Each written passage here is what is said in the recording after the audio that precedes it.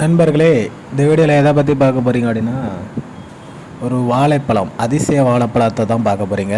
இதுக்கு முன்னாடி நீங்கள் பார்த்துருப்பீங்க, ரெட்டை வாழைப்பழம்லாம் பார்த்துருப்பீங்க. இது வந்து 3 வாழைப்பழம், 3 வாழைப்பழம் சேர்ந்துருக்குது. இது வந்து ஒரு ஆச்சரியமான நிகழ்வு தான். நானே இதை ஃபஸ்ட் டைம் தான் பார்க்குறேன். ஸோ உங்களில் யாராவது இதுக்கு முன்னாடி பார்த்துருந்தீங்க அப்படின்னா கமெண்டில் சொல்லுங்கள். இல்லை ஃபஸ்ட் டைம் தான் பார்க்குறீங்க அப்படின்னாலும் கமெண்டில் சொல்லுங்கள். 3 வாழைப்பழம் வந்து சேர்ந்து மொத்தமாக இருக்குது. ரொம்ப ஆச்சரியமாக இருந்தது எனக்கு பார்க்குறக்கு. அதனால தான் ஒரு வீடியோ எடுத்து போடலாம் அப்படின்ட்டு வீடியோ எடுத்து போட்டிருக்கிறேன்.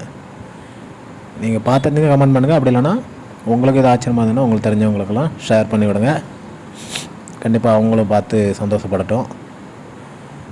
அடுத்த ஒரு நல்ல வீடியோவில் திரும்ப உங்களை சந்திக்கிறேன். பாருங்கள், 3 வாழைப்பழம்.